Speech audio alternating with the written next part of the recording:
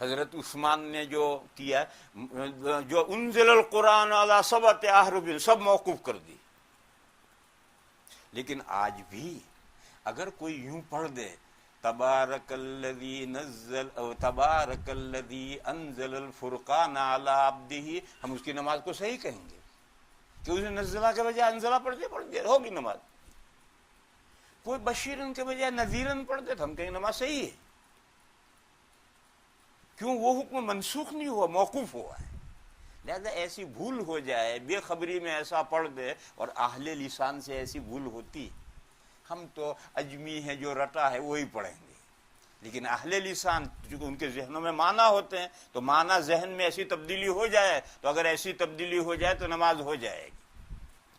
کیونکہ وہ سات جو طریقے سے پڑھنے کے، متعدد پڑھنے سے جو صورت تھی، اسے منسوخ نہیں کیا حضرت عثمان نے، موقوف کیا ہے. یہاں کوئی قاری صاحب ہوں، ان کو اشکال ہو کہ یہ جو قاریوں کے یہاں 7 قراتیں ہیں، 10 قراتیں ہیں، 14 قراتیں ہیں، وہ تو آج بھی جائز ہیں. جیسے ابھی ہمارے قاری صاحب والضحی لیل سجے پتہ نہیں کیا پڑھ رہے تھے، کہ یہ تو آج بھی جائز ہیں.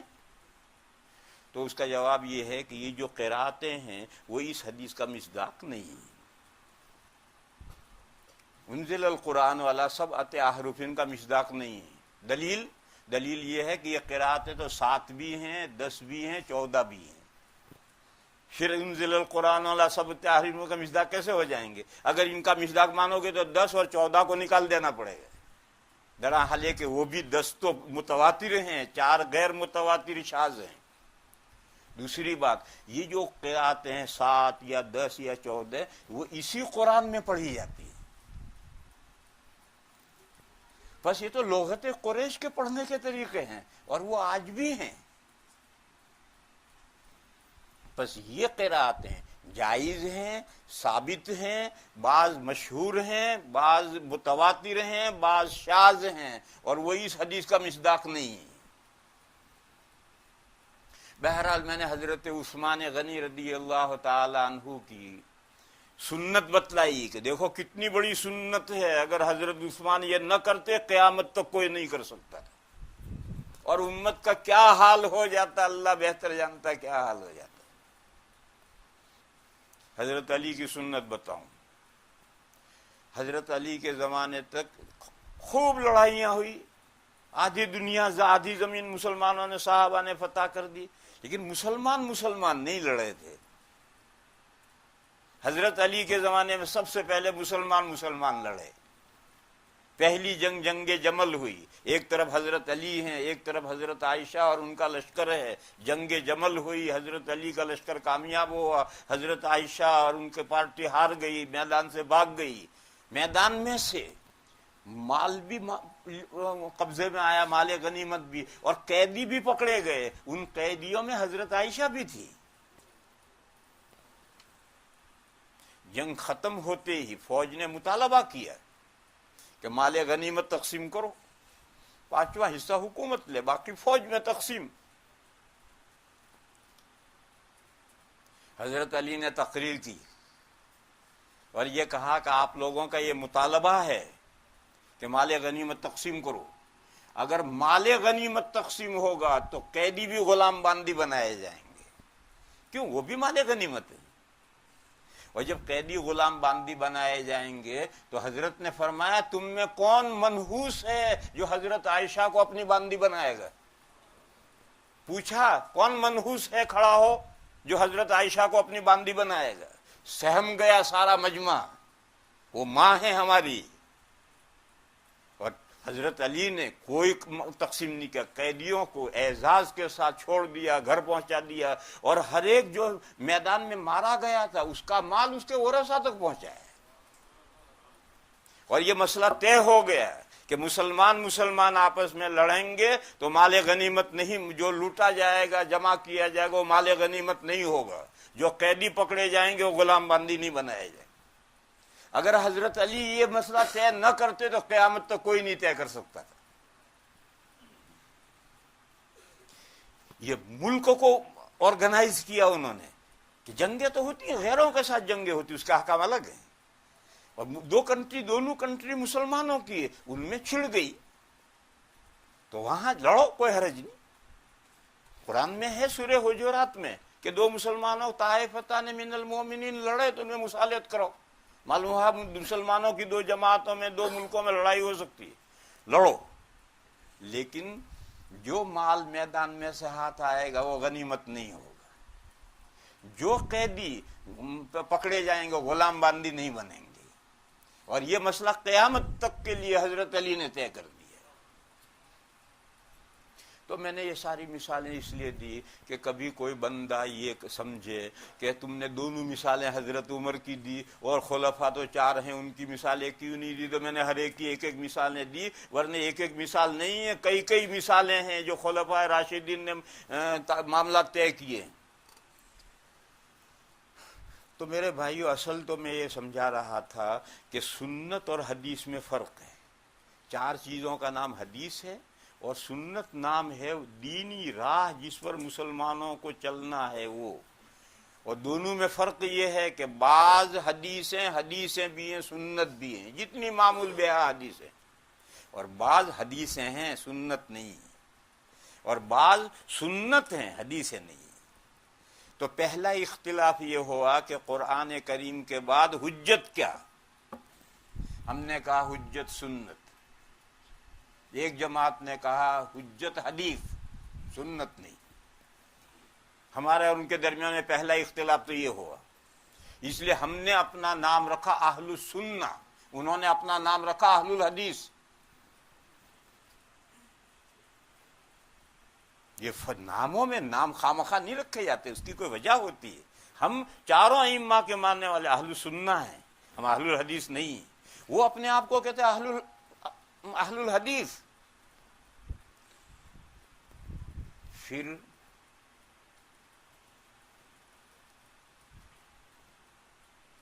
بہت سے وہ مسائل جو خلفاء راشدین کے زمانے میں طے ہوئے، ان کا جی چاہے گا مانیں گے، جی جائے گا نہیں مانیں گے۔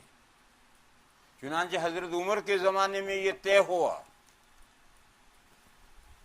کہ رمضان کی ہر رات میں 20 رکعت تراویح کے ساتھ سب مسلمان پڑھیں، وہ نہیں مانتے، وہ کہتے ہیں یہ سنت عمری نہیں، بدعت عمری، لا حول ولا قوت الا باللہ۔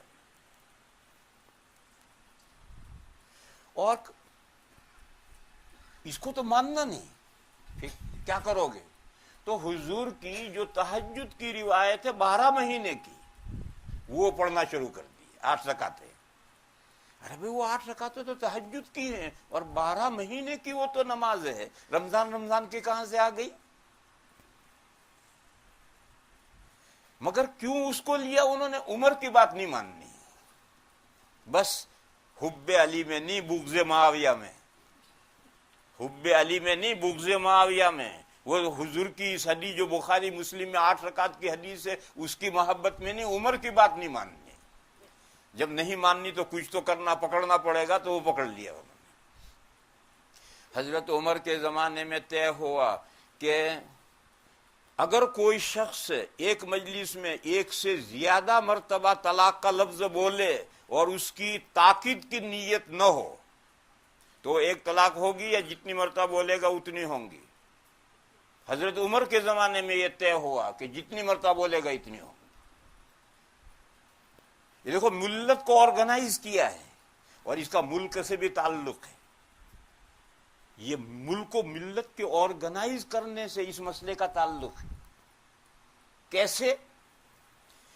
یہ سعودی گورنمنٹ نے جب پورے جزیرۃ العرب پر قبضہ کیا، اس سے پہلے نجد میں ان کی حکومت تھی، باقی جزیرۃ العرب ان کے ماتحت نہیں تھا۔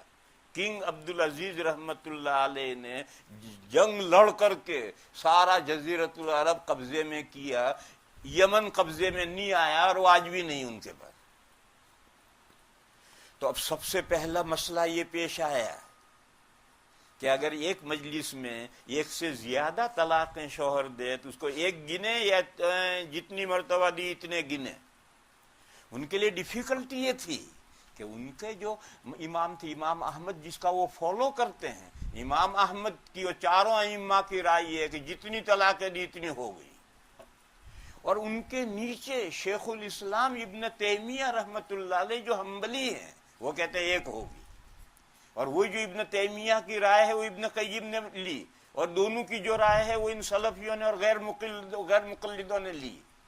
اب سعودیہ والوں کے لیے بڑی پریشانی کہ ان کی کورٹیں کیا فیصلہ کریں، امام احمد کے مذہب پر فیصلہ کریں یا ابن تیمیہ، کیونکہ ابن تیمیہ رحمۃ اللہ علیہ کا انفلوئنس ہے محمد ابن عبد الوہاب نجدی رحمۃ اللہ علیہ پر، اور وہ سب نجدی ہیں، تو وہ کس کے راستے پر چلیں؟ محمد ابن عبد الوہاب کے راستے پر چلیں جن پر ابن تیمیہ کا انفلوئنس ہے، یا ان کے امام احمد ہیں ان کے مذہب پر چلیں؟ بڑی کشمکش۔ تو انہوں نے ایک کمیشن بٹھایا جس میں 3 ہیئت و کبار العلماء، ان کے ملک کے سب سے بڑے 3 علماء کی کمیٹی بنائی۔ اس کمیٹی نے 3 سال مسلسل ریسرچ کیا اس مسئلے پر، اور اس کے بعد 200 صفحے کی رپورٹ دی، وہ اس وقت چھپی تھی۔ اور اب کوئی دیکھنا چاہتا ہے تو فتوے کی ایک کتاب ہے احسن الفتاوی، اس میں کتاب الطلاق میں وہ پوری 200 صفحے کی رپورٹ عربی میں فوٹو کر کے شامل کر لی، محفوظ کر لی۔ ان ہیئت و کبار العلماء نے یہ فیصلہ دیا کہ 3 سال کی مسلسل ریسرچ کے بعد کہ قرآن و حدیث کے اکارڈنگ امام احمد کی رائے ہے، ابن تیمیہ کی رائے نہیں۔ اور حکومت نے قانون بنا دیا، سعودیہ کی کورٹیں امام احمد کے قول پر فیصلہ کرتی ہیں کہ 2 یا 3 مرتبہ لفظ بولے گا، جتنی مرتبہ بولے گا اتنی طلاق پڑیں گے۔ ابن تیمیہ اور محمد ابن عبد الوہاب نجدی رحمہم اللہ کی رائے پر فتویٰ نہیں ہے۔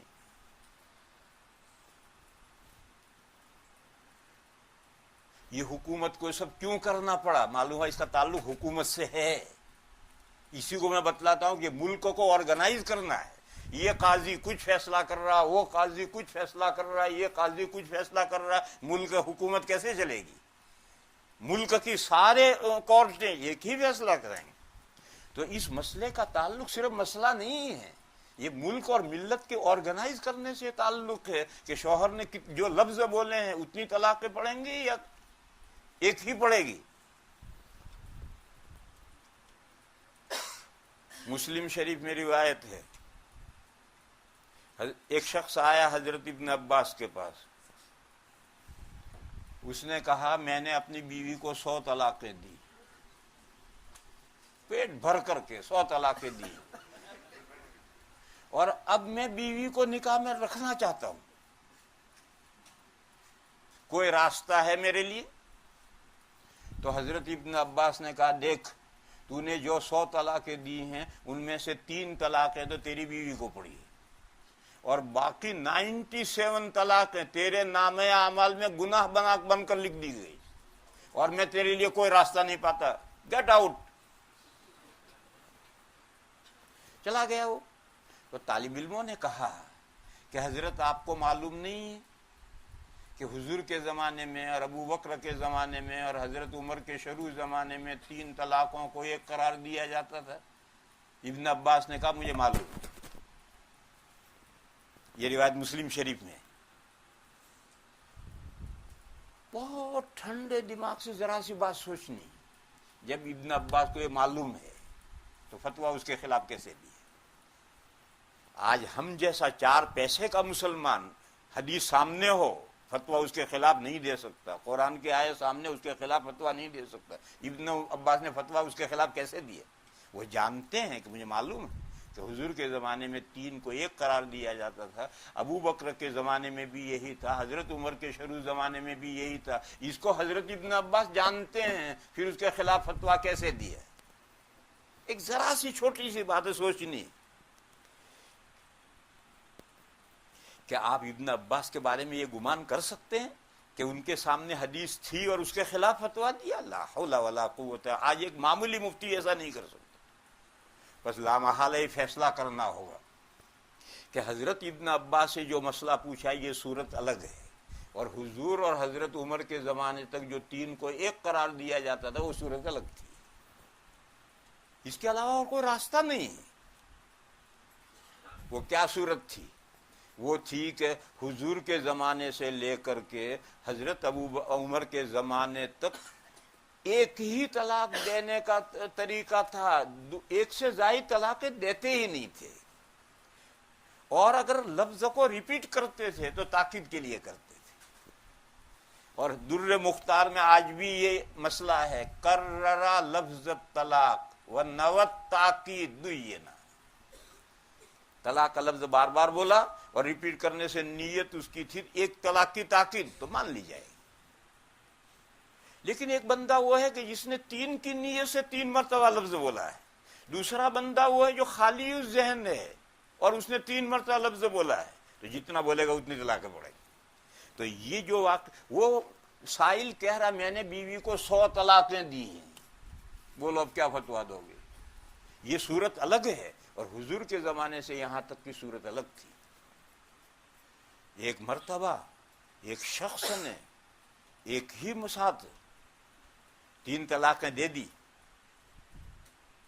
حضور کے علم میں بات آئی، حضور اتنے غضبناک ہوئے اور حضور نے تقریر فرمائی اتنے غضبناک لہجے میں کہ ایلعب بکتاب اللہ وانا بین اظہرکم، ارے میں ابھی تو تمہارے درمیان میں موجود ہوں اور تم نے قرآن کے ساتھ کھلواڑ شروع کر دیا۔ قرآن کہتا طلاق مرتان، ایک ساتھ 2 طلاقیں مت دو، الگ الگ دو، اور تم نے کھیل شروع کر دیا قرآن کے ساتھ اور 2 طلاقیں ساتھ دے دی۔ دیکھو آج کل جیسے غیر مقلدین کہتے ہیں کہ وہ ایک ہی ہوگی تو غصہ ہونے کی کیا ضرورت؟ سوچو اگر ایک ہی ہوتی تو حضور یہ کہہ دے نو پرابلم، ایک طلاق، سخت حضور نے تقریر فرمائی۔ اور سند حسن سے روایت ہے مرفوع، اس کا پس منظر یہ ہے جب حضرت علی شہید ہوئے اور حضرت حسن خلیفہ بنائے گئے اور بیعت لے کر جب گھر میں آئے تو ان کی بیوی نے کہا ہنیئا لک الخلافہ، آپ کو خلافت مبارک۔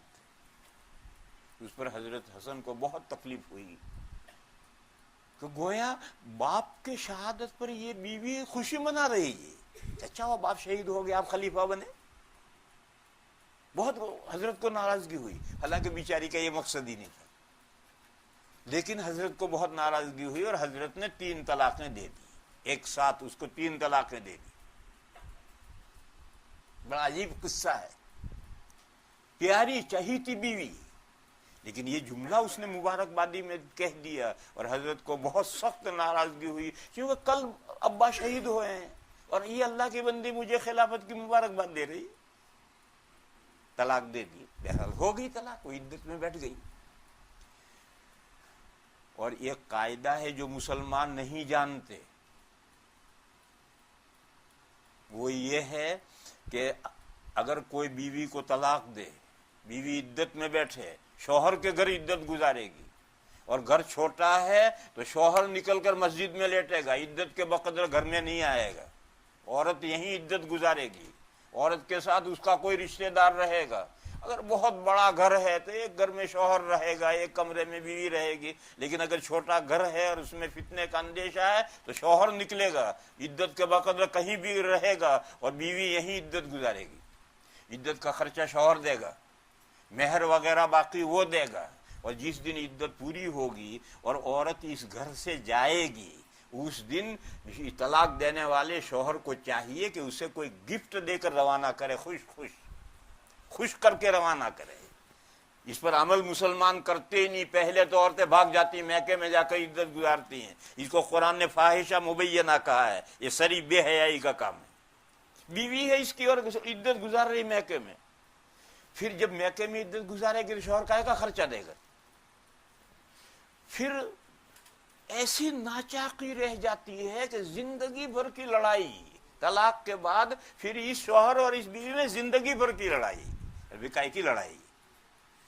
دیکھو حضرت زید نے حضرت زینب کو اپنی بیوی کو طلاق دی، عدت پوری ہوئی تو حضور نے حضرت زید ہی کو اپنے نکاح کا پیغام دے کر کے بھیجا ہے حضرت زینب کے پاس۔ جو طلاق دینے والا شوہر ہے حضور نے اپنے نکاح کا پیغام انہی کے ذریعے بھیجا ہے۔ وہ کہتے ہیں کہ میں جب دروازے پر جا کر کھڑا ہوا، ابھی پردے کے احکام نازل نہیں ہوئے، پردے کے احکام حضرت زینب کے نکاح کے ولیمے کے دن نازل ہوئے ہیں۔ وہ کہتے ہیں کہ جب دروازے پر جا کر کھڑا ہوا اور زینب پر میری نگاہ پڑی تو میری نگاہیں عظمت سے جھک گئی، یعنی کل جس بیوی کو طلاق دی ہے، آج اس بیوی کا چونکہ حضور نے پیغام بھیجا ہے، وہ اب ماں بننے والی ہیں، تو وہ کہتے ہیں عظمت سے میری نگاہیں جھک گئی اور نظریں نیچی کر کے حضور کا پیغام پہنچا ہے۔ اور آج اگر طلاق ہوتی پھر زندگی پر یہ شوہر اور یہ بیوی کوئی بات کر ہی نہیں سکتے، ایک جگہ پہ جمع بھی نہیں ہو سکتے۔ یہ کیوں؟ اسلام کا کہ جب طلاق ہوئی، عدت پوری ہوئی تو متاع بالمعروف، بھلے انداز سے کوئی گفٹ دو اور خوش خوش روانہ کرو۔ اشرفیہ میں پڑھاتا تھا، وہاں شیخ الحدیث تھے مولانا اجمیری صاحب، بڑے آدمی تھے، انتقال ہو گیا۔ انہوں نے اپنی پہلی بیوی کو طلاق دی اور طلاق کیسے دی؟ انہوں نے خسر کو بلایا اور بلا کر کے بیوی کے سامنے بٹھا کر کے بیوی کی شکایتیں کی کہ مجھے اس سے یہ شکایت ہے، یہ شکایت ہے، یہ شکایت ہے، بیوی کی واقعی شکایت ہے۔ وہ خاموش۔ تو ان کے خسر نے کہا آپ میری اس بیٹی کو طلاق دے دی۔ چنانچہ ایک طلاق دے دی، اور ایک طلاق دے کر کے بستر اٹھا کر کے جس مسجد میں وہ امامت کرتے تھے وہاں چلے گئے، اور ان کے خسر اپنی بیٹی کے ساتھ یہیں گھر میں رہے اور اس نے عدت گزاری۔ جس دن عدت پوری ہوئی حضرت تشریف لائے اور بیوی سے یہ کہا کہ اس گھر میں جو کچھ ہے اس میں سے جو تم لے جانا چاہتی ہو لے جاؤ۔ چنانچہ جو بھی وہ لے سکتی تھی، جو اس کی پسند کی چیزیں تھی، وہ سب وہ لے کر باندھ کے لے گئی۔ چلتے وقت ان کے خسر نے ان سے کہا کہ آپ ایک ہفتے کے بعد میرے یہاں آئیں۔ کیوں معلوم نہیں، بہر مولانا ایک ہفتے بعد گئے تو اسی کی چھوٹی بہن اسی دن ان کے نکاح میں حضرت ان کے خسر نے دے دی، اور وہ جو دوسری بہن ان کے نکاح میں دی تھی اسی سے مولانا رشید احمد اجمیری جو اشرفیہ کے شیخ الحدیث ہیں اس کے پیٹ سے ہیں، اور وہ آج تک حیات ہیں۔ دیکھو طلاق کے بعد بھی تعلقات کیسے استوار ہیں۔ خسر کہہ رہا ہے کہ ایک ہفتے کے بعد آئے، وہ گئے، دوسری چھوٹی بہن ان کے نکاح میں دے دی۔ یہ اسلامی معاشرہ ہے، اور ہماری صورتحال بگڑتی بگڑتی کہاں چلی گئی میرے بھائی؟ تو میں تو عرض یہ کر رہا تھا، پتہ نہیں بات کہاں سے کہاں نکل جاتی ہے، کچھ کہنا کچھ ہوتا ہے، کہاں سے کہاں نکل جاتی ہے۔ میں تو یہ کہہ رہا تھا کہ حضرت حسن نے جب عدت پوری ہوئی تو 1,00,000 درہم گفٹ بھیجا۔ اس وقت 1,00,000 درہم، آج بھی 1,00,000 کوئی معمولی نہیں، $1,00,000 کوئی معمولی، 1,00,000 درہم گفٹ بھیجا۔ یہ متاع بالمعروف ہے۔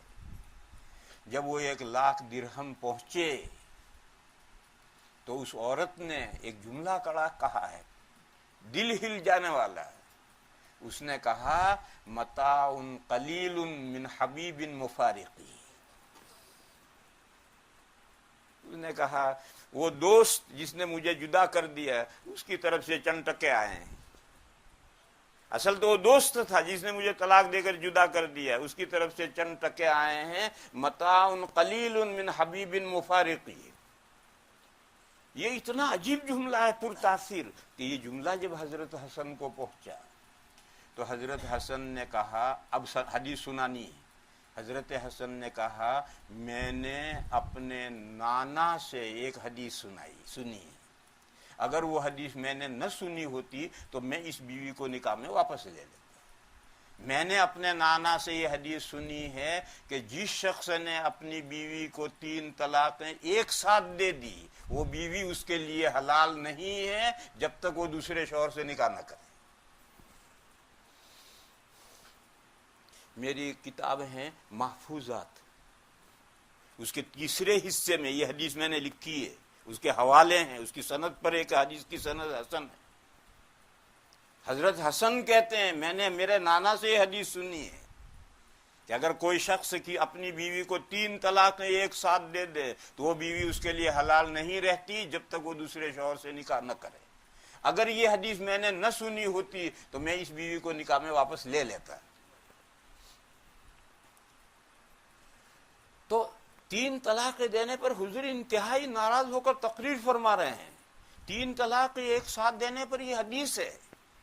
پر جب یہ ہے تو اب حضرت ابن عباس نے جو فتویٰ دیا ہے اس کی شکل الگ سوچنی پڑے گی. اور حضور کے زمانے سے حضرت عمر کے زمانے تک جو 3 کو 1 قرار دیا تھا اس کی شکل الگ سوچنی پڑے گی.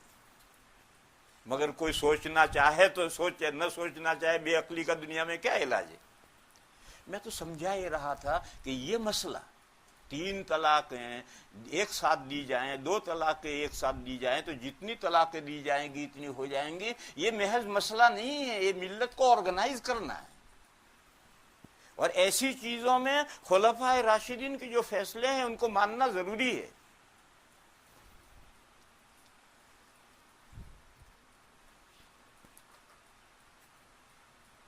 ابھی تو موضوع شروع ہو رہا ہے اور گھڑی بجا رہی ہے 9. زیادہ وقت نہیں لوں گا. آپ کہیں گے کہ ہمارے امام صاحب کہہ گئے تھے کہ فجر تک تقریر ہوگی. ارے فجر تک نہیں ہوگی، بھوک بھی لگ رہی ہے. تو میں نے کہا تھا کہ ہمارے ان کے درمیان میں 4 ڈیفرنسز ہیں. پہلا یہ کہ قرآن کے بعد حجت حدیث ہے یا سنت ہے. ہم کہتے ہیں سنت اور اس لیے ہمارا نام اہل السنہ ہے. وہ کہتے ہیں حدیث ہے، اس کے لیے ان کا نام اہل الحدیث ہے. دوسرا اختلاف، حدیث ہو یا سنت ہو، کون سی. ہم کہتے ہیں کوئی سی بھی، وہ کہتے ہیں نہیں صحیح چاہیے. یہ دوسرا ہمارا ان کا اختلاف ہے.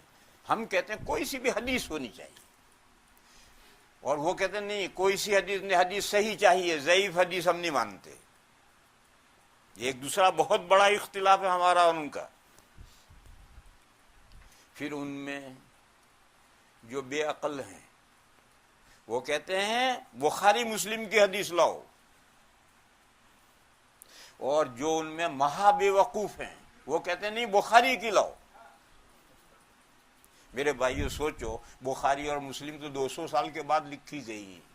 اس سے پہلے 200 سال تک مسلمان کون سی بخاری میں حدیثیں لاتے تھے اور کون سی صحیح مسلم میں سے حدیثیں لاتے تھے. امام بخاری علیہ الرحمہ کا انتقال ہوا ہے 256 ہجری میں اور امام مسلم کا انتقال ہوا ہے 261 ہجری میں. 261، اس کا مطلب ہے کہ 2 سینچری پوری ہو گئی، تیسری سینچری میں یہ کتابیں لکھی گئی. پھر اس سے پہلے 200 سال تک مسلمان کون سی حدیث پر عمل کرتے تھے؟ بخاری مسلم تھی نہیں. لیکن ان کے بے عقل یہ کہتے ہیں صحیح میں سے حدیث لاؤ، بخاری میں سے حدیث لاؤ. ہم کہتے ہیں نہیں حدیث چاہیے.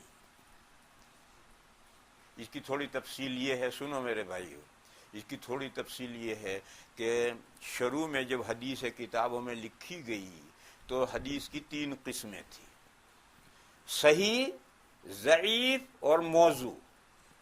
موضوع یعنی گڑی ہوئی، اور ضعیف معنی حدیث ضعیف نہیں، اس کی سند میں کمزوری ہے، اور موضوع کے معنی متن گڑھا ہوا ہے. جب متن گڑھا ہوا ہے تو حضور کی حدیث ہوئی نہیں. چاہے کتنی شاندار سند بنا دو، اس سے کیا ہوتا ہے؟ جیسے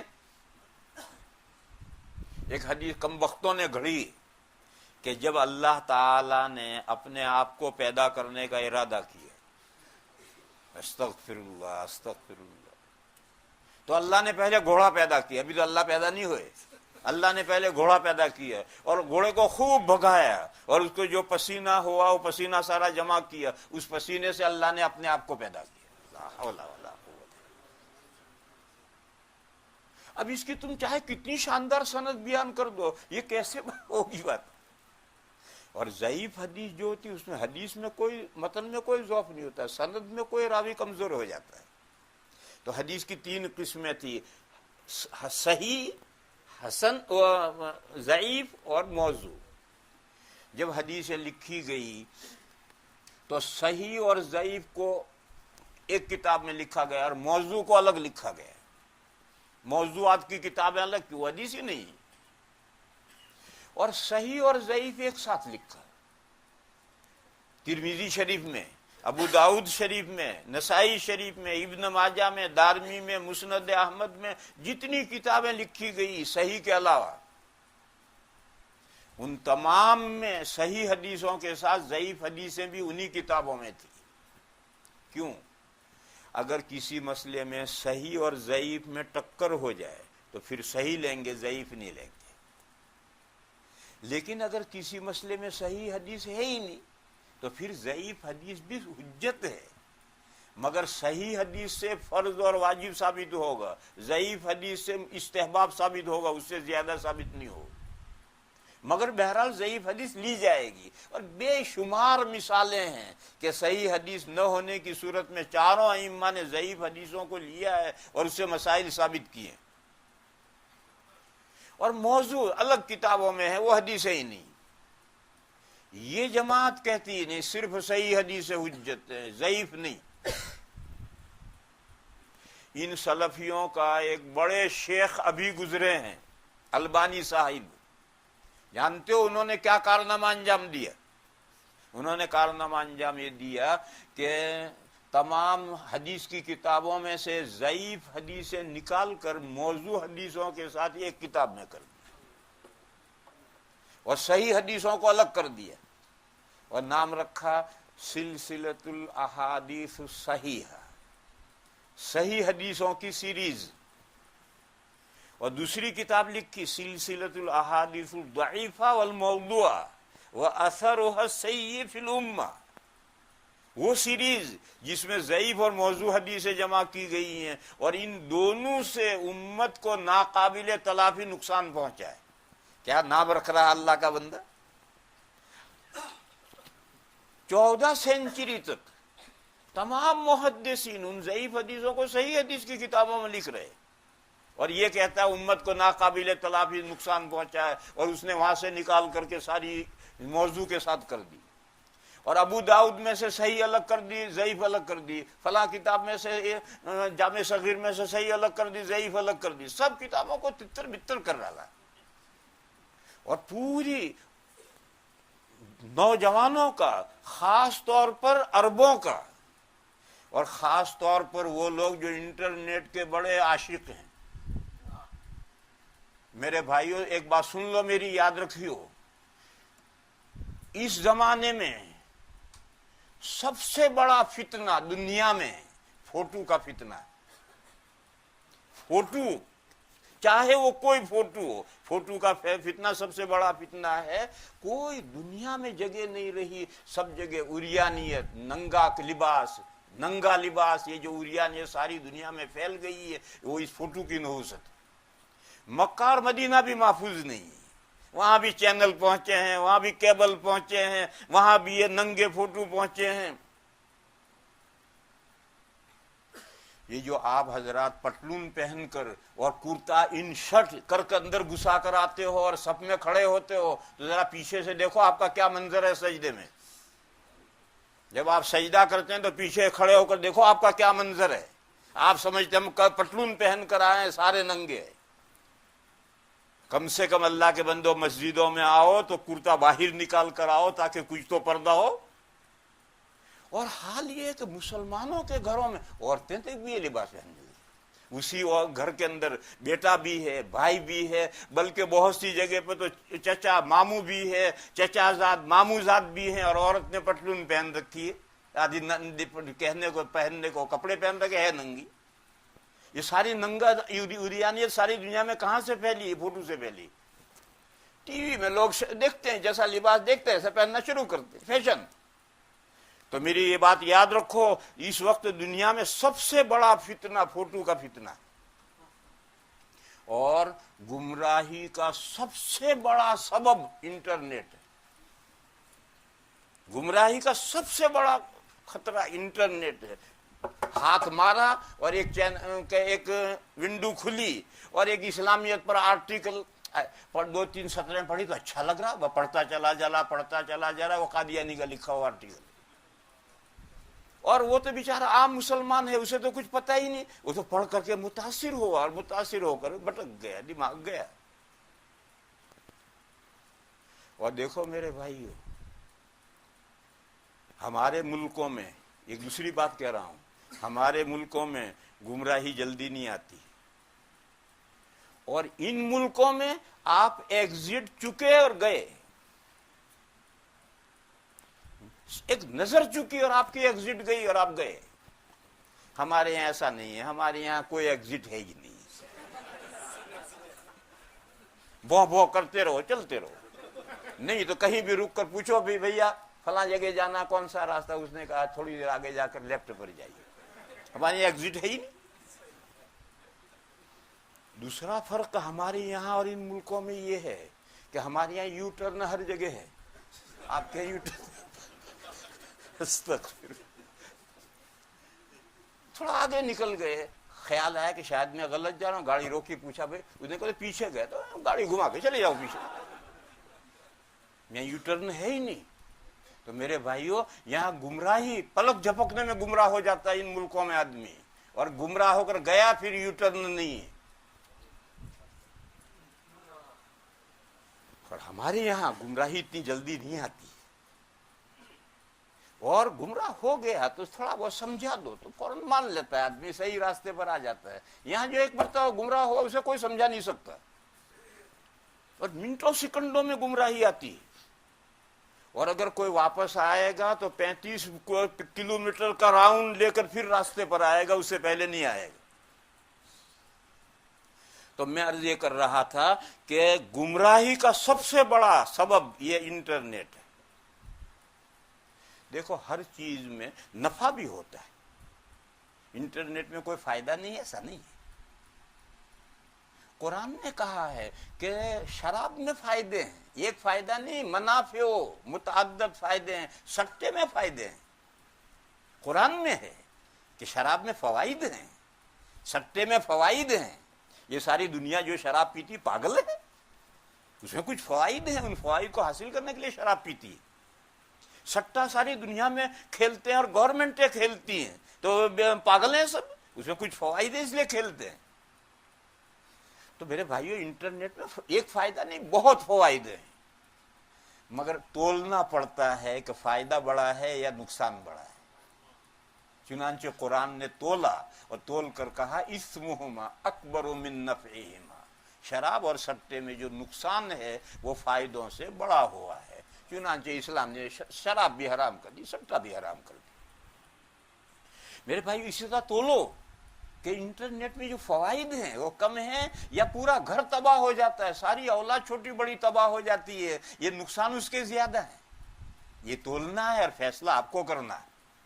آپ میری بات سے یہ نہ سمجھیں کہ انٹرنیٹ میں کوئی فائدہ نہیں، ایک نہیں بہت سے فوائد ہیں، بلکہ اب تو زمانہ ایسا آ گیا ہے کہ انٹرنیٹ کے بغیر کام ہی نہیں چل پائے گا ان ملکوں میں۔ ہمارے یہاں تو سب چلتا ہے، یہاں تو انٹرنیٹ کے بغیر کام بھی چلنا مشکل ہو گیا ہے، لیکن جو حقیقت ہے وہ سمجھنی پڑے گی۔ اس لیے میں نے کہا کہ سب سے بڑا فتنہ فوٹو ہے، چاہے وہ فوٹو کسی شکل میں ہو، ٹی وی ہو، ویڈیو ہو، موبائل ہو، کیمرہ ہو، کوئی شکل ہو، یہ فوٹو اس نے ساری دنیا کو عریاں نے تو ننگا پہ سے بھر دیا ہے۔ اور گمراہی کا سب سے بڑا سبب یہ ہے، دیکھو ایک عالم ہے، وہ انٹرنیٹ کھول کر دیکھتا ہے، اس نے دارالعلوم دیوبند کی ویب سائٹ کھولی اور اس میں اس نے مسائل دیکھے، اس میں کوئی گمراہی نہیں آئی۔ لیکن جس کو پتہ ہی نہیں کہ کون سا ویب سائٹ کس کی ہے، اس نے تو کھولی اور 2-4 سطریں پڑھی، اچھی پسند آئی تو پڑھنا شروع کر دیا۔ یہ سب گمراہ ہوں گے۔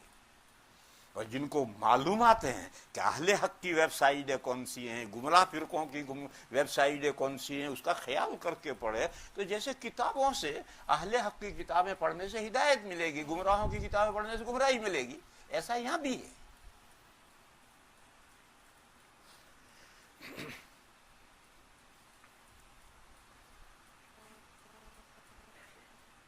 تو میں یہ کہہ رہا تھا کہ عرب نوجوان اور انٹرنیٹ کے دھنی، البانی صاحب کی اس بات کی وجہ سے پوری دنیا کے اندر ایک غلط خیال، گمراہی پھیل گئی۔ آپ کسی کے ھذا حدیث ضعیف کہیں گے تو یہ حدیث ضعیف ہے، مگر مراد کیا ہے؟ یہ تو گھڑی ہوئی حدیث، موضوع حدیث، کیونکہ البانی نے اس کو موضوعات کے ساتھ ملا دیا ہے۔ تو بولتے تو منہ سے ھذا حدیث ضعیف ہے، لیکن دماغوں کے نہان خانے میں جو البانی صاحب نے کارنامہ انجام دیا ہے وہی بیٹھا ہوا ہے کہ ھذا حدیث ضعیف یعنی ھذا حدیث موضوع۔ ہم کہتے ہیں نہیں، یہ حدیث موضوع نہیں ہے، یہ صحیح اور موضوع کے بیچ کی کڑی ہے، اور یہ در حقیقت حدیث ہے، اور کمزوری اس کی سند کے کسی راوی میں آئی ہے، اور جب صحیح حدیث نہ ہو تو ضعیف حدیث سے بھی مسائل ثابت کیے جاتے ہیں، اور تمام محدثین نے وہ ضعیف حدیثیں حدیث کی کتابوں میں شامل کی ہیں، اور چاروں فقہا نے ان ضعیف حدیثوں سے مسائل ثابت کیے ہیں جبکہ مسئلے میں صحیح حدیث موجود نہ ہو۔ ان کا کیا حال ہے؟ یہاں فرحت ہاشمی ڈاکٹر ہے ایک کینیڈا میں، وہ کہتی ہے حالت حیض میں، حالت نفاس میں عورت قرآن پڑھ سکتی ہے،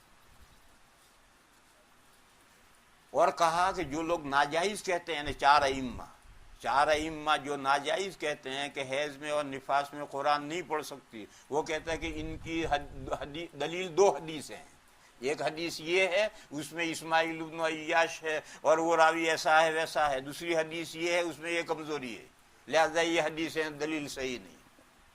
ٹھیک ہے، تو دلیل لا کہ حالت حیض میں اور نفاس میں قرآن پڑھ سکتے ہیں، تو تیرا دعویٰ ہے، دلیل لا۔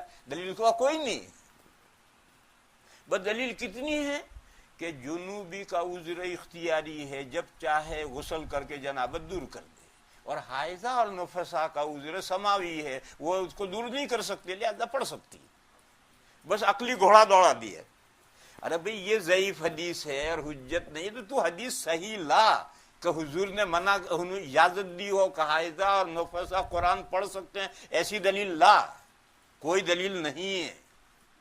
اور اس کو کیوں نہیں ماننا؟ یہ تو حدیث ضعیف ہے، اور ضعیف ہے یعنی موضوع ہے۔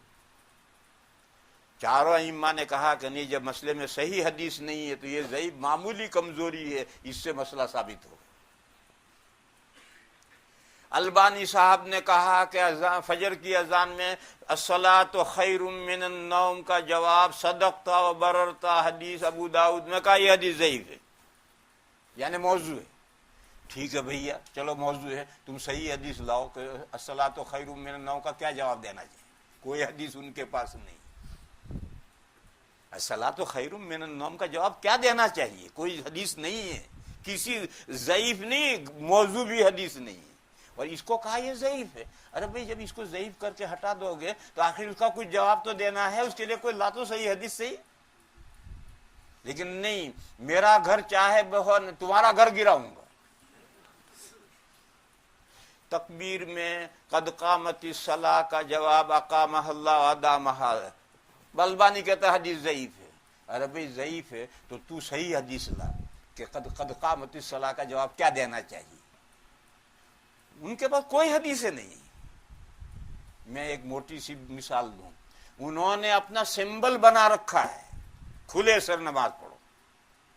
میں چیلنج دے کر جاتا ہوں قیامت کی صبح تک کے لیے، کوئی ایک حدیث لاؤ، ضعیف ہی لاؤ، کہ نبی پاک صلی اللہ تعالی علیہ وسلم نے کپڑا اویلیبل ہوتے ہوئے پوری زندگی میں ایک نماز، فرض نماز، اور نماز نہیں، فرض نماز حضور نے بغیر ٹوپی کے پڑھی ہو یا پڑھائی ہو، ایسی حدیث قیامت کی صبح تک چیلنج دے کر جاتا ہوں، ایک حدیث لاؤ، اور صحیح کی بھی کوئی قید نہیں، ضعیف ہی لاؤ۔ کوئی حدیثیں نہیں ہیں، مگر ائمہ اربعہ اگر ضعیف، یہ ضعیف ہے، یہ ضعیف ہے، یہ ضعیف ہے، ارے بھئی یہ ضعیف ہے، تم صحیح لاؤ نا۔ بہرحال یہ ہمارا ان کا ایک اختلاف ہے، اور وہ اختلاف ایسا ہے کہ ہم ایک نقطے پر دونوں جمع نہیں ہو سکتے۔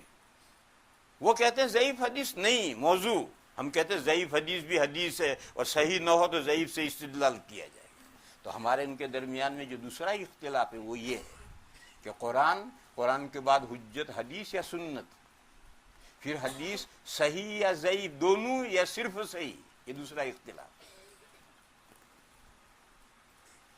پھر آگے بڑھو، تیسرا اختلاف ہمارا ان کا یہ ہے کہ امت کا اجماع حجت ہے یا نہیں۔ چاروں ائمہ کے ماننے والے کہتے ہیں امت کا اجماع حجت ہے، یہ کہتے ہیں امت کا اجماع حجت نہیں۔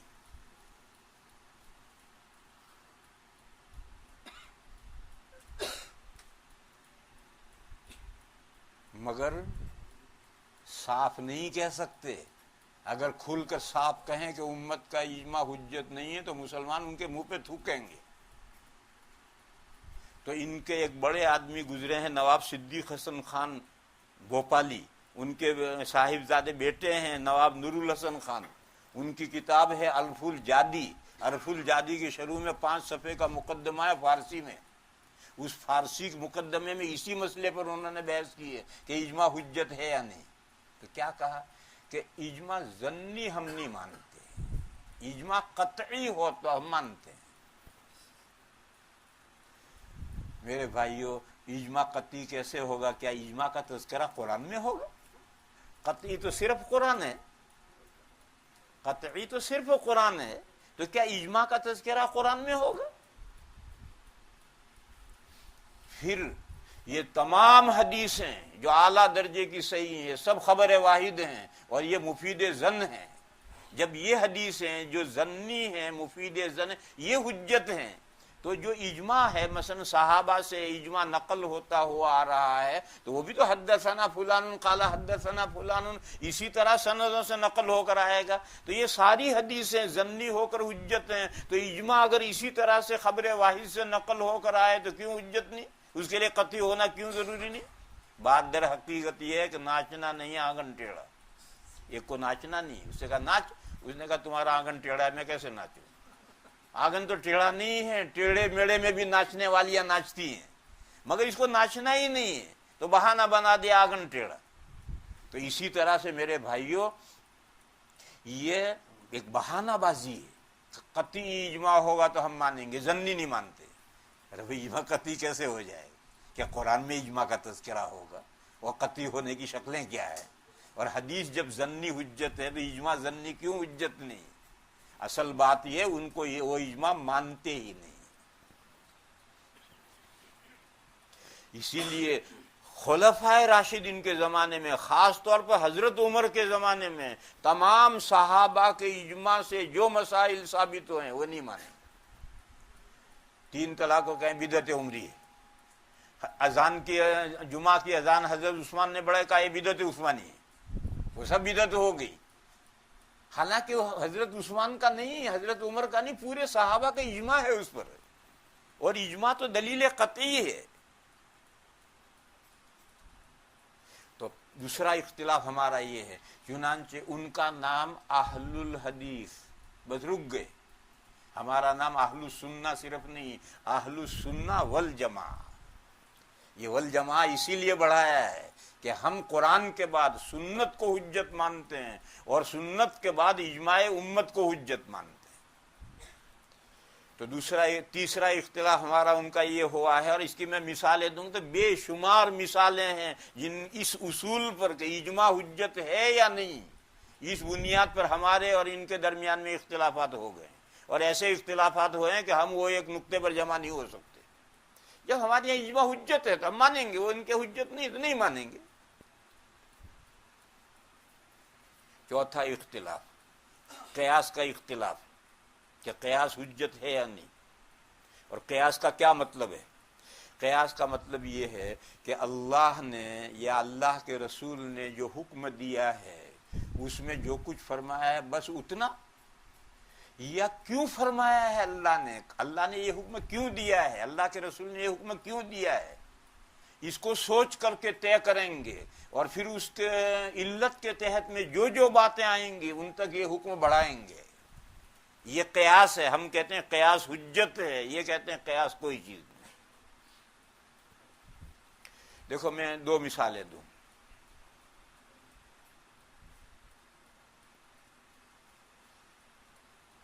نبی پاک صلی اللہ تعالی علیہ وسلم نے 6 چیزیں گنائی: گیہوں، جو، کھجور، نمک، سونا اور چاندی. اور فرمایا ان کو آپس میں ہم جنس اگر بیچو گے تو کمی زیادتی سود ہے. کم کرنا زیادتی کرنا سود ہے. ٹھیک ہے، چاول کا ذکر اس حدیث میں نہیں، چنے کا ذکر اس حدیث میں نہیں. بس 2 بندے چاول کے بدل بیچتے ہیں، چنے کے بدل بیچتے ہیں اور کمی زیادتی کرتے ہیں تو یہ کہتے ہیں کوئی سود نہیں. سود فقط ان 6 چیزوں میں. 4 ائمہ کہتے ہیں نہیں، چاول کے ساتھ، چنے کے ساتھ، اس میں بھی سود ہے. کیوں؟ حضور نے جو یہ 6 چیزیں گنائی ہیں یہ فار ایگزامپل ہے، اس میں غور کر کے علت نکالنی ہے. وہ علت چنے اور چاول میں پائی جاتی ہے، لہذا چنے اور چاول کا بھی وہی حکم ہے جو ان 6 چیزوں کا حکم ہے. چنانچہ ان غیر مقلدین کے یہاں دنیا میں سود فقط ان 6 چیزوں میں. بلکہ شروع میں بینک نوٹ نکلے تو ہندوستان کے غیر مقلدین نے فتویٰ دیا کہ ان نوٹوں میں کوئی سود نہیں. پھر لوگوں نے بہت لعنت ملامت کی، کم بختو کیا کر رہے ہو، ساری امت کو سود میں مبتلا کر دو گے. تب انہوں نے فتویٰ بدلا اور یہ کہا کہ بینک نوٹ سونے چاندی کے حکم میں ہے، لہذا نوٹوں میں بھی سود ہے. تو 7ویں چیز ماننی پڑی ان کو، ورنہ اس کے علاوہ کسی چیز میں سود ہے ہی نہیں. ائمہ اربعہ کہتے ہیں کہ نہیں، جو حکم حضور نے دیا ہے اس حکم میں سے علت نکالیں گے کہ کھانے پینے کی چیزیں، گیہوں، جو، نمک، کھجور کھانے پینے کی چیزیں، چنا اور چاول بھی کھانے پینے کی چیزیں ہیں، لہذا یہ بھی کم و بیش نہیں بیچ سکتے. دوسری مثال دوں میں، ایک صحابی نے حضور سے پوچھا میری امی کا اچانک انتقال ہو گیا ہے، اگر انہیں پہلے سے احساس ہوتا تو وہ کچھ خیرات کرتی، مگر اچانک چل دی. تو میں اگر کوئی خیرات کروں اپنی امی کی طرف سے تو اس کا ثواب ان کو پہنچے گا یا نہیں؟ حضور نے فرمایا پہنچے گا. تو انہوں نے کہا کہ یا رسول اللہ پھر میں فلاں باغ بہت بڑا قیمتی باغ تھا، کہا میں اپنی ماں کے ایصال ثواب کے لیے دیتا ہوں، اور غریبوں میں باغ تقسیم کر دیا گیا. اب یہ حدیث شریف ہے. یہ کہتے ہیں بس یہی مال صدقہ کرو ایصال ثواب ہوگا. تم قرآن پڑھو، نفل نماز پڑھو، نفل روزہ رکھو، کلمہ تلاوت کرو، یہ سب عبادت بدنیہ کا ایصال ثواب جائز نہیں، کیونکہ حدیث میں صدقے کا ایصال ثواب کا ذکر آیا ہے، بس یہی ایصال ثواب ہو سکتا اور نہیں ہو سکتا. چاروں ائمہ کہتے ہیں کیوں بھی نہیں ہو سکتا؟ یہ جو حدیث ہے صدقے کے ایصال ثواب کی، وائے صدقے کا ثواب ایصال ثواب کیوں ہوتا ہے؟ سوچو. اس لیے ہوتا ہے کہ میں نے ایک صدقہ کیا، میں نے ایک نیک عمل کیا، اس نیک عمل کرنے پر اللہ کی طرف سے مجھے ریوارڈ ملا، اجر و ثواب ملا. اب مجھے اجر و ثواب ملا، مجھے اختیار ہے کہ خود رکھوں یا کسی زندے کو بخش دوں یا کسی مردے کو بیچ دوں. جب یہ وجہ علت ہے تو اب نے قرآن پڑھا تو ثواب ملا، ذکر کیا ثواب ملا، نفل پڑھی ثواب ملا، نفل روزہ رکھا ثواب ملا، حج فرض حج نے نفل حج کیا ثواب ملا، عمرہ کیا ثواب ملا. اب مجھے اختیار ہے کہ میں رکھوں یا کسی زندے کو بخش دوں یا اپنے مرحومین کو پہنچا دوں. جو وجہ باغ کے صدقہ کرنے میں ایصال ثواب پہنچنے کی جو بنیاد اور وجہ ہے وہ وجہ یہاں بھی پائی جاتی. یہی قیاس ہے کہ اس حکم کو یہاں سے یہاں لانا ہے. وہ کہتے ہیں نہیں، قیاس حجت نہیں، جو حکم جیسا آیا ہے، صدقے کے بارے میں حدیث آئی ہے، یا صدقے کا ایصال ثواب ہو سکتا ہے اور چیزوں کا ایصال ثواب نہیں ہو سکتا. یہ جو اب ان کو لڑنا فضول ہے، ان کے قیاس حجت ہی نہیں.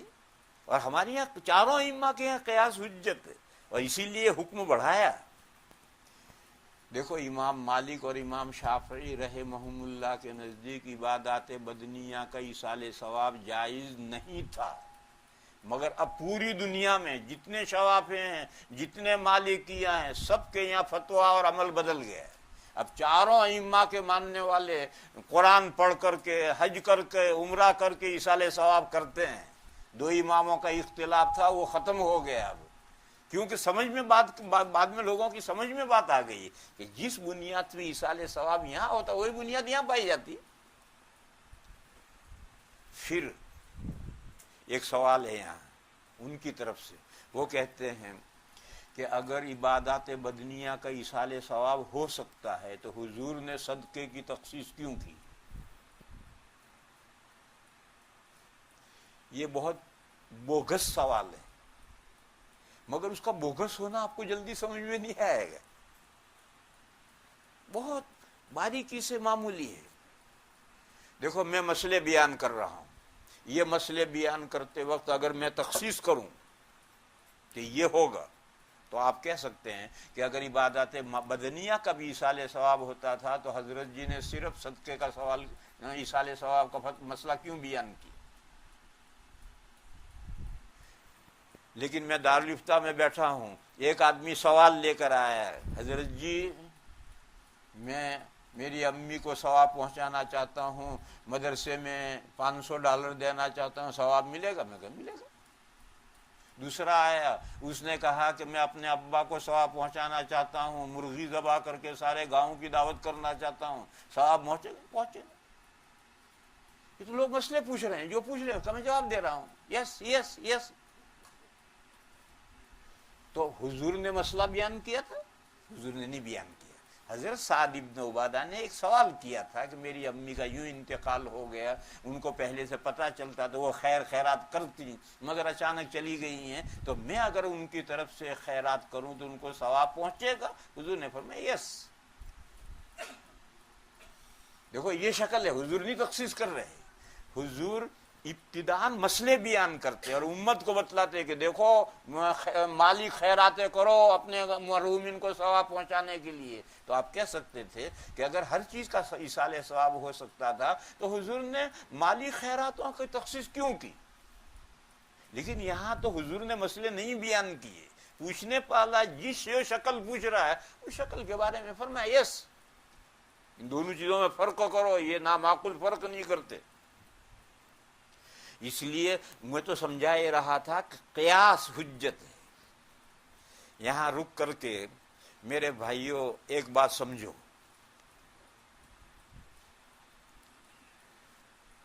क़ियास तो मुज्तहिद निकालता है, और मुज्तहिद न अल्लाह है न अल्लाह का रसूल है, उसको क्या हक पहुंचता है। हुज्जत क़ियास कैसे हुज्जत हो सकता है? तो सुनो मेरे भाइयों, क़ियास कोई चीज नहीं, क़ियास एक टूल है, एक आला है। एक साहब ने दावत की 3 डेगें पकाई, एक जर्दे की, एक कोरमे की और एक पुलाव की। गरम गरम डेगे तैयार हैं, मेहमान आकर बैठ गए, निकालो खाना, हाथ डालोगे हाथ जल के कबाब हो जाएगा। तो इतना बड़ा चमचा चाहिए डोई, उस डोई में से प्लेटों में निकालो और निकाल करके मेहमानों के सामने रखो, मेहमान खाएंगे। मगर आंख खोल करके डोई डेग में डालनी पड़ेगी। ये 3 डेगे क्या हैं? ये कुरान, ये सुन्नत और ये इजमाए उम्मत। ये 3 डेगें पकाई, असल हुज्जत ये है। और मैंने मनार की इबारत सुनाई थी, इल्म अन्ना उसूल शरअ सलासतुन, शरीयत की बुनियादें 3 हैं, वो 3 है कुरान, सुन्नत, हदीस लफ्ज नहीं इस्तेमाल किया, सलासतुन किताबुल्लाह व सुन्नत रसूलिही व इजमाउल उम्मा। और चौथी असल है अल क़ियास अल मुस्तंबित मिन हादिहिल उसूली सलासा। चौथी असल है वो क़ियास, वो डोई, जिस डोई के जरिए इन 3 डेगों में से खाना निकाला जाता है। बस क़ियास तो एक टूल है, इसीलिए कहते हैं कि क़ियास मुज़हिर है, मुस्बित नहीं है। क़ियास से कोई हुक्म साबित नहीं हो सकता, जो डेगों में छुपा हुआ है वही जाहिर करेगा, कुरान और हदीस इजमा में जो है उसे जाहिर करेगा। और वो उसी वक्त है जब आंख खोल करके आप, और अगर आपने आंख बंद करके वो चमचा यूं किया और वो जमीन में जाकर मिट्टी भर कर प्लेट में लाया, तो ये अव्वलो मन कासा कासा इब्लीस है। ये वो पहला क़ियास है जो इब्लीस ने किया था। डेग में चमचा गया ही नहीं। डेग क्या थी? अल्लाह का हुक्म था, ऐ मखलूकात आदम के सामने सरेंडर हो जाओ। और फरिश्तों की तखसीस इसलिए था कि वो अफजल मखलूकात थी, बाकी सारी मखलूकात को हुक्म था सरेंडर हो। इब्लीस को भी हुक्म था, कुरान में सराहत है कि तूने क्यों सजदा नहीं किया जब मैंने तुझे हुक्म दिया। ये डेग है, उसने क्या कहा? नहीं किया सजदा और कहा अना खैरुम मिन्हु खलक़तनी मिन नारिन व खलक़तहु मिन तीन। میں ایسا ویسا ڈبل بھینسا سنگل بھینسا. اس نے کہا میں ایسا ویسا ڈبل پیسا سنگل بھینسا میں آدم کو سجدہ کروں گا؟ اس کو چاہیے مجھے میرے سامنے سرنڈر ہو. یہ نص کے مقابل قیاس ہے یا نہیں؟ یہ نص کے مقابل قیاس ہے. دیگ میں اس نے چمچہ ڈالا ہی نہیں، وہ مٹی بھر کر کے لایا.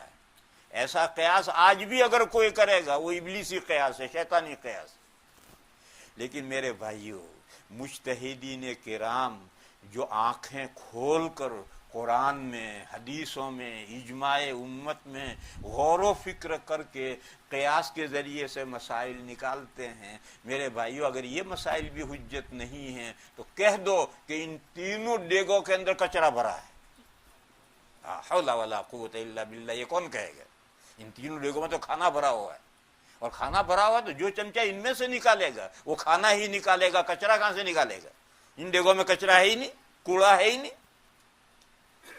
بہرحال ہمارا اور ان کے درمیان میں چوتھا اختلاف یہ ہے کہ قرآن و حدیث میں جتنی نصوص ہیں یہ معلل باللہ ہیں یا نہیں ہیں؟ وہ کہتے ہیں نہیں ہیں، ہم کہتے ہیں یہی قیاس ہے. قیاس حجت ہے یا نہیں؟ اور یہ چار اختلافات ہمارے اور ان کے درمیان میں ایسے ہیں کہ قیامت کی صبح تک اتفاق نہیں ہو سکتا. یا تو اس پار رہو یا اس پار آؤ، دونوں حق نہیں ہو سکتے.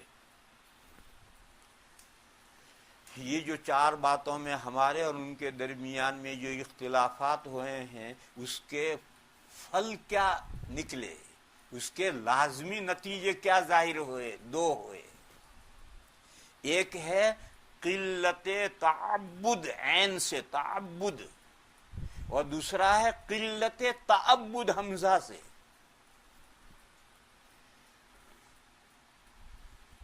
ان کی جو رائے ہے اس رائے کو جو بھی بندہ اپنائے گا اس کے اندر ورشپ کا جذبہ کم ہو جائے گا، عبادت سے موت آئے گی. اور یہ جو ائمہ اربعہ کا جو موقف ہے جو اسے اپنائے گا وہ زیادہ سے زیادہ بندگیاں کرے گا، زیادہ سے زیادہ کوششیں کرے گا. اور یہ موقف جو اپنائے گا اس کو عبادتوں سے موت آئے گی. یہ جماعت اسلامی کے لوگ ہیں، صبح سے شام تک حکومت الہیہ حکومت الہیہ حکومت الہیہ، جھنڈا لیے پھریں گے، شور مچائیں گے، نماز نہیں پڑھیں گے یا جماعت سے نہیں پڑھیں گے، داڑھیوں کا ان کے ٹھکانہ نہیں ہوگا، کپڑوں کا ان کے ٹھکانہ نہیں ہوگا، حکومت قائم کرنے کے لیے جھنڈا لیے پھر رہے ہیں. اور ان کو سنتیں پڑھتے تو موت آئے گی. 5 فرض نمازیں جماعت سے پڑھتے ہوئے موت آئے گی. بس دنیا میں حکومت اسلامیہ قائم کرنی ہے، نماز نہیں پڑھنی. کیوں؟ اس کا لازمی نتیجہ ہے. یہ جو رمضان میں 8 رکعت پڑھ کر بھاگتے ہیں، کیوں بھاگتے ہیں؟ وہ قلت تعبد، جان چھوٹے. حضور کی سنت سنت کچھ نہیں ہے، جان چھوٹے. دلیل؟ جس دن قرآن ختم ہوتا ہے، لڈو بجتے ہیں، اس دن 20 رکعتیں پڑھتے ہیں. جس دن قرآن ختم ہوتا ہے اور لڈو بٹتے ہیں اس دن 20 رکعتیں پڑھتے ہیں، ایک نہیں جاتا. اس کا مطلب کہ 26 دن تک جو 8 رکعت پڑھ کر بھاگتے تھے، سنت کچھ نہیں، یہ تو ہاتھی کے دکھانے کے دانت ہیں. اصل تو موت آتی ہے قرآن سنتے اور نماز 20 رکعتیں پڑھتے. تو یہ ایک لازمی نتیجہ ہے. اب غور کرو، میں تفصیل نہیں کر رہا، وقت تو بہت آگے جا چکا ہے، میں تفصیل نہیں کر رہا. آپ حضرات غور کریں، یہ جو موقف ہے جو بھی اسے اپنائے گا اس کے اندر قلت تعبد، تے عین بے دال، تعبد مانے ورشپ، اللہ کی بندگی کرنا، اللہ کی بندگی کرنے کا جذبہ کم ہو جائے گا. دوسرا لفظ ہے تأدب، ادب سے. ادب کے معنی سلیقہ مندی. جو یہ موقف سلفیوں والا اختیار کرے گا وہ اسلاف کے حق میں بدتمیز ہو جائے گا. وہ اسلاف کے حق میں بدتمیز ہو جانا ہے. کوئی اس کی نظر میں کوئی نہیں. ابو بکر کچھ نہیں ہے، عمر کچھ نہیں ہے، عثمان کچھ نہیں ہے، امام ابو حنیفہ نہیں، شافعی کچھ نہیں، کوئی ان کے کچھ نہیں. کیرل میں گیا تو وہاں ہمارے ایک دوست ہیں مولانا نوح صاحب، دارالعلوم کے فاضل ہیں.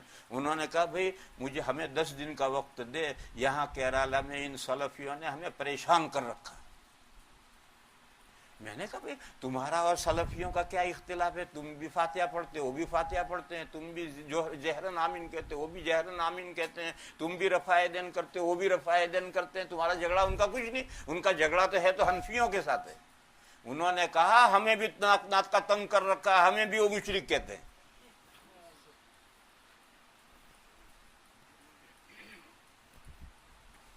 تو مسائل کا اختلاف نہیں، آؤ فاتحے پر بحث کرو اور فائدے، بیکار ہے بحث کرنا، ان مسائل کا اختلاف نہیں ہے۔ شوافع کے ساتھ، مالکیہ کے ساتھ ان مسائل میں اتحاد ہے، ان کو بھی وہ مشرک کہتے ہیں۔ تو مشرک کا مطلب یہ کہ ان چاروں ائمہ نے پوری دنیا کے مسلمانوں کو گمراہ کر کے رکھ دیا، اور حضرت بدعت عمری اور بدعت عثمانی، یہ بدتمیزی ہے یا نہیں؟ تیرا چھوٹا بھائی ہے عمر، تیرا نوکر ہے عثمان، لا حول ولا قوة، یہ لازمی مزاج پیدا ہو جاتا ہے۔ یہ موقف اختیار کرو گے تو اسلاف کے ساتھ سلیقہ مندی، ادب سے پیش آنے کا جذبہ کم ہو جائے گا۔ میں نہیں کہہ رہا ختم ہو جائے گا، نہیں کہہ رہا کم ہو جائے گا۔ اور یہ جو ائمہ اربعہ کا موقف اختیار کرو گے تو تمام اسلاف کے ساتھ، جو اہل حق اسلاف ہیں سب کے ساتھ با ادب ہوگا۔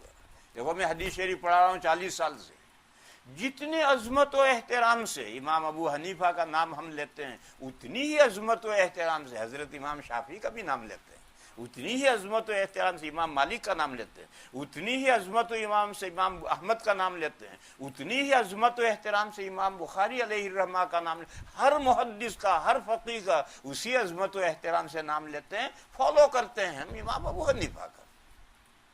یہ ہمارا اپنا نہجیت ہے، ایک منہاج پر چلو، ایک پگ ڈنڈی پر چلو، ایک پات پر چلو، کبھی اس پالے میں پیر کبھی اس پالے میں پیر، یہ دین نہیں ہے، یہ نفس کی پیروی ہے۔ لہذا جو بھی تمہیں فقہ اختیار کرنا، ایک نہج پر چلو۔ تو ہم حنفی نہج پر چلتے ہیں، لیکن تمام فقہا کے، تمام محدثین کا عظمت و احترام ہمارے دلوں میں اتنی ہی بڑی ہے جتنی امام ابو حنیفہ کی۔ سب کے حق میں ہم با ادب ہیں، کسی کو ہم امام ابو حنیفہ سے چھوٹا یا بڑا نہیں سمجھ، سب بڑا اللہ کے نیک بندے ہیں، اللہ کے دین کو سمجھانے کے لیے سب نے محنتیں کی، اور مومنین کی شان یہی ہے۔